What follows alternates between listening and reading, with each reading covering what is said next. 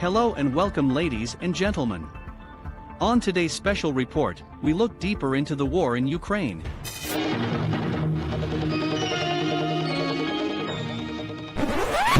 Resistance is futile. And down the rabbit hole we go. Greek media organization Sky TV reached a new low by shamelessly reporting that this footage is panicked Ukrainians rushing to hide in bunkers. When in reality, this is a 2018 Rome metro accident.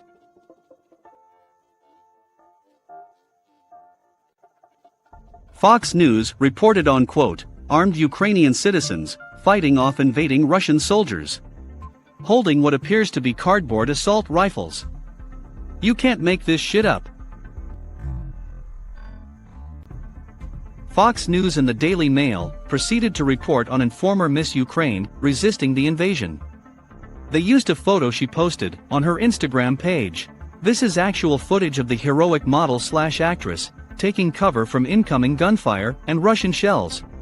Call us conspiracy theorists, dear viewers, but it appears that she is posing rather than fighting. The trustworthy UK media announced the invasion in synchrony. Reporters on the ground interviewed a lovely, smiling lady injured in the bombing of an eastern Ukraine city. Twitter users have since identified what appears to be the same unfortunate lady in a separate scene, where she has suffered different wounds and was bleeding from another part of her head. Totally plausible. A video emerged of a Russian tank supposedly running over a car. It was later fact-checked, and the longer version video clearly shows the tank had skidded and lost control, while it's uncertain whether it was a Russian or Ukrainian tank. More fake news has since emerged and got debunked. The truth behind sensational fake stories rarely goes as viral as the original story. This creates a bandwagon effect, where the public sentiment about an event is shaped early on and is unlikely to change later. The verified Twitter account of the Ukrainian Defense Ministry joined in the fun of spreading misinformation.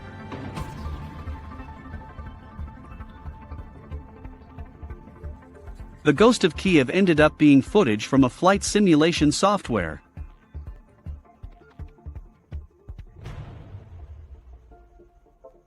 The always credible BBC reported that the soldiers defending Snake Island refused to surrender and were all killed. Ukraine's President Volodymyr Zelensky has awarded each of the guards the posthumous title of Hero of Ukraine. It hasn't been confirmed whether the brave Ukrainians did indeed use foul language. But it has been confirmed that the 82 brave and hungry soldiers were captured and then fed by the Russian army.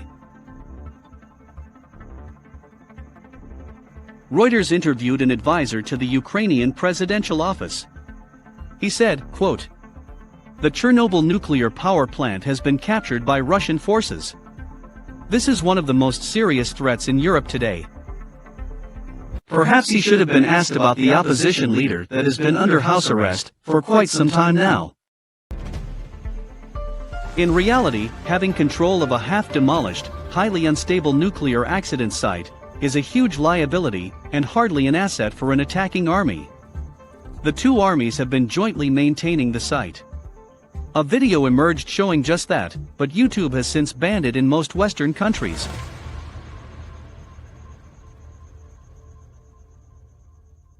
Let's have a look at how Western media was reporting the wars started by NATO and the United States. There was a certain excitement in the air when NATO was bombing Yugoslavia back in the 90s. The term collateral damage became popular during that time to describe the civilian casualties and destruction of infrastructure.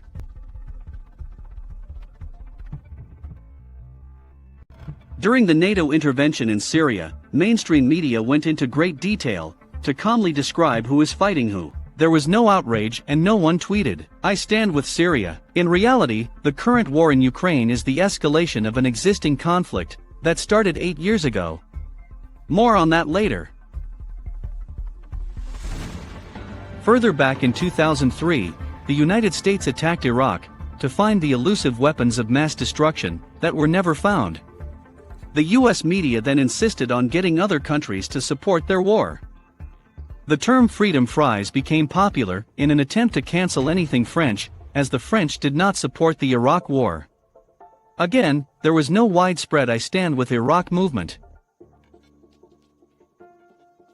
Ukraine, and Kiev specifically, is considered by Russians to be the birthplace of their nation. It carries special historic, not to mention geopolitical importance, and therefore can't easily be left to fall under the influence of NATO and the United States. This would be kinda like if Pennsylvania Independence Hall, where the United States was formed, was located just outside the US border and Russia was trying to bring it under its political influence. At some point in early 2010s, Ukraine leadership started entertaining the idea of joining the European Union. This of course would be a huge geopolitical upset in the area. Later on, Ukrainian Prime Minister Yanukovych decided to make a U-turn and not join the bloc. As soon as that happened, protests erupted that led to the 2014 Euromaidan movement. Joining the EU comes with a lot of fine print that is often overlooked by politicians. Like having to balance public debt and not being able to have direct transnational deals with countries outside the Union.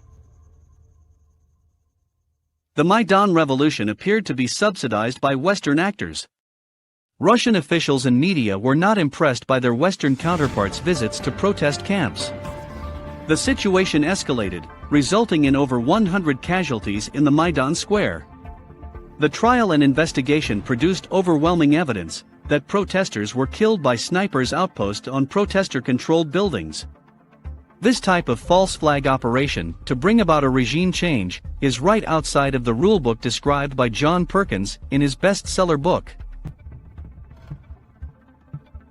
A famous MP was arrested on suspicion of planning an assault on Parliament and supporting a coup. She was later released without charge. The Maidan events, also known as Orange Revolution or Revolution of Dignity, led to the pro-Russia President Viktor Yanukovych fleeing to the east of the country. A new pro-austerity, pro-EU, pro-NATO prime minister was installed. The Russian-speaking residents of Odessa, a city in the south of Ukraine, did not take well to the new government, which led to the events of May 2nd. More on this later. During this period, there were reports of widespread corruption, gold vanishing from the country's vaults, and state assets being sold off for next to nothing. Russia held a surprisingly moderate stance, and even offered to sell cheap natural gas to Ukraine. The new Prime Minister Yatsenyuk was not open to pro-Russia populations in Crimea deciding their own fate with a referendum. In Crimea, the large majority of people are pro-Russian, they speak the language, have the same Orthodox Christian religion and ethnic background. The referendum did go ahead, and the overwhelming result led to the annexation of Crimea by Russia. Time for a quiz, dear viewers. Is this a mostly peaceful Black Lives Matter demonstration? Or scenes from the January 6 Capitol Hill insurrection? This is the Odessa massacre of May 2, 2014. Let's briefly look into the tragic events of that day.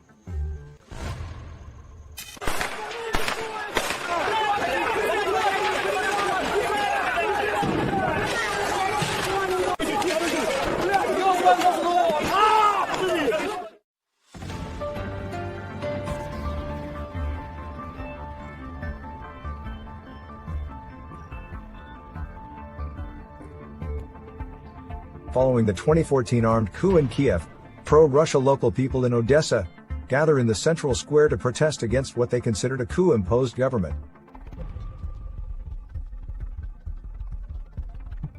On May 2nd, a large group of right-sector radicals and football hooligans that had traveled all the way from Kiev attacked the activists. Violent fights followed and the local police failed to control the situation.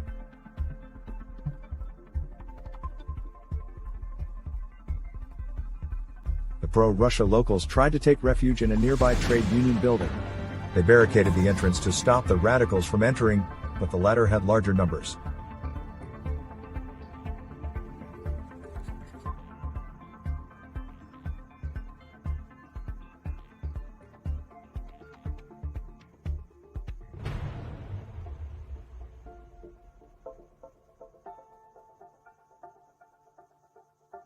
Violence, rape and murder ensued.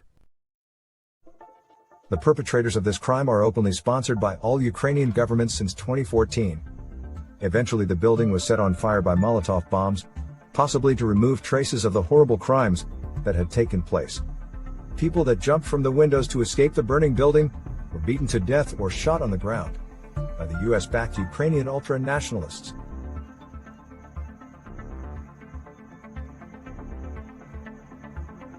"42 people died in the trade union building. The official death toll is 42 people. Other sources say it was in the hundreds. Little has been done by West-backed Ukrainian governments since then to hold the perpetrators accountable.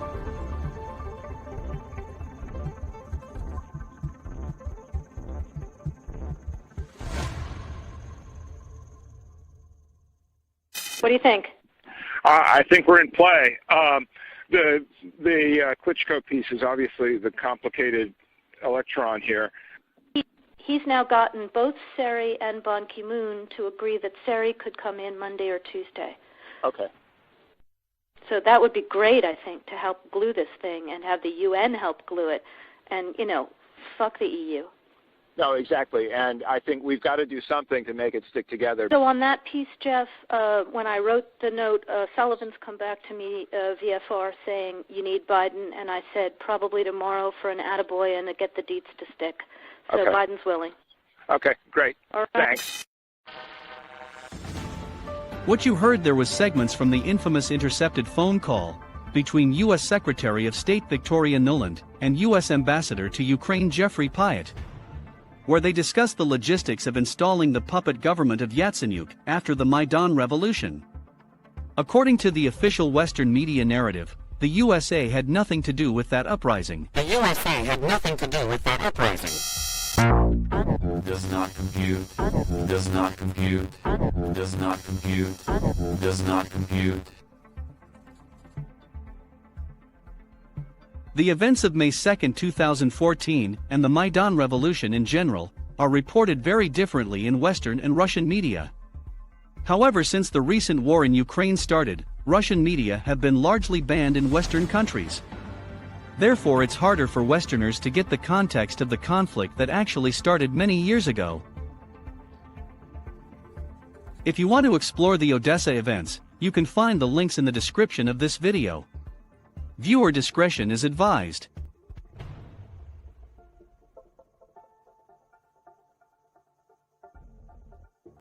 The east of Ukraine has since been in a perpetual state of war and conflict. The West considers this a Russian-Ukrainian war, and Russia considers this a civil Ukrainian war. The fact of the matter is that the people of Donetsk and Lugansk have had to live under these conditions for 8 years, dealing with incoming artillery fire and shelling. No solidarity from Western media has been displayed during this time, and no one went on social media to proclaim how they stand with the Donetsk. Casualties are in the tens of thousands, and up to 1.5 million people have had to relocate to avoid the ongoing conflict of the last 8 years.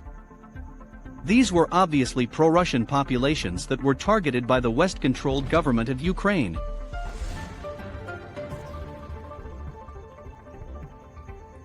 The tension between the ever-expanding NATO and Russia kept growing, and took a turn for the worst in December of 2021. Russia drew distinct lines in the sand and called for de-escalation. Both sides pretend to be on the defense. In the early hours of Thursday, February 24, 2022, Russian President Vladimir Putin addressed his nation, announcing a special military operation against Ukraine. The war machine is moving, and, I repeat, it is coming close to our borders. The war machine is moving, and, I repeat, it is coming close to our borders. мною принято решение о проведении специальной военной операции. Ее цель – защита людей, которые на протяжении 8 лет подвергаются издевательствам, геноциду со стороны киевского режима.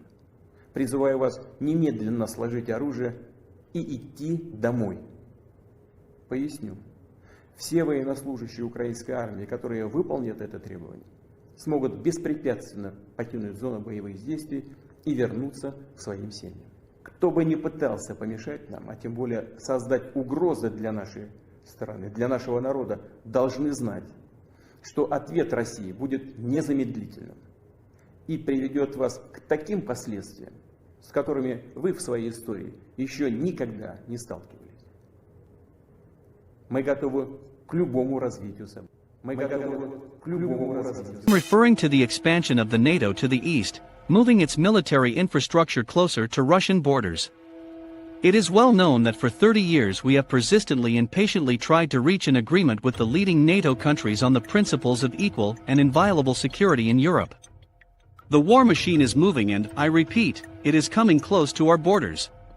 First, without any approval from the UN Security Council, they carried out a bloody military operation against Belgrade, using aircraft and missiles right in the very center of Europe. They carried out several weeks of continuous bombing of cities and critical infrastructure. We have to remind of these facts, as some Western colleagues do not like to remember those events, and when we talk about it, they prefer to point not to the norms of international law, but to the circumstances that they interpret as they see fit. Then came the turn of Iraq, Libya, Syria. The illegitimate use of military force against Libya, the twisting of all decisions taken by the UN Security Council on the Libyan issue led to the complete destruction of the state, to the emergence of a major hotbed of international terrorism, to a humanitarian catastrophe and a civil war that has not ended to this day. The tragedy, to which they doomed hundreds of thousands, millions of people not only in Libya, but throughout this region, gave rise to a massive migration wave from North Africa and the Middle East to Europe. They ensured a similar fate for Syria. The Western coalition's military activities on the territory of this country, without the consent of the Syrian government or the approval of the UN Security Council, are nothing but aggression, intervention. However, there is a special place for the invasion of Iraq, which was carried out also without any legal grounds. As a pretext, they put forward supposedly reliable information from the United States about the presence of weapons of mass destruction in Iraq. As proof of this, publicly, in front of the eyes of the whole world, the U.S. Secretary of State shook some kind of a test tube with white powder, assuring everyone that this is a chemical weapon being developed in Iraq. And then it turned out that all this was a hoax, a bluff. There were no chemical weapons in Iraq.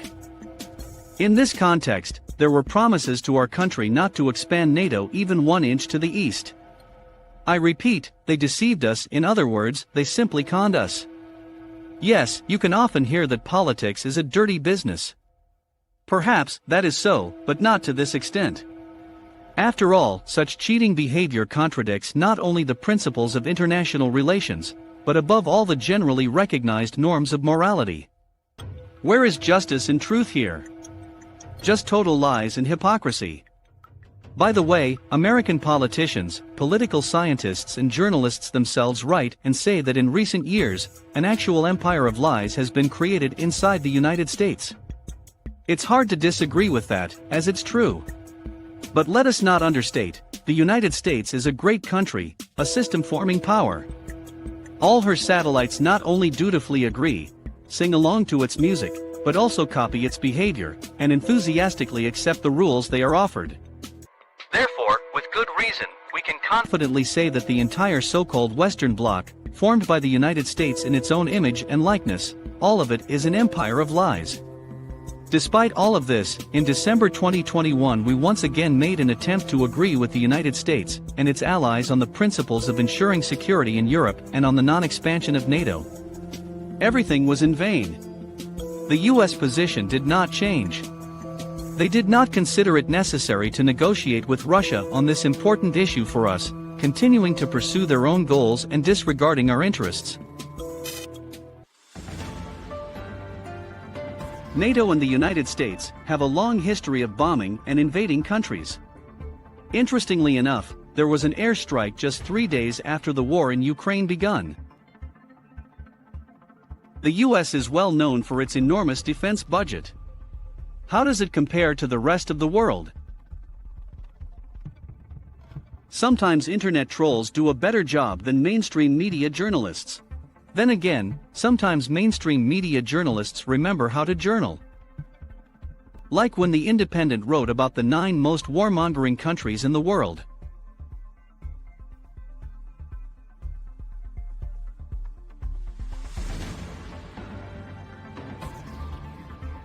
Or this one from The Guardian. Apparently, Peace Nobel Prize winner Barack Obama has authorized more drone strikes than any of his predecessors, resulting in thousands of civilians killed. Peace Nobel Prize winner Barack Obama. Does not compute. Does not compute. Does not compute. Does not compute. A frenzy of canceling everything Russian has possessed the West in recent weeks. Canceling ballet shows, classical music symphonies and football players is a new low in virtue signaling woke silliness.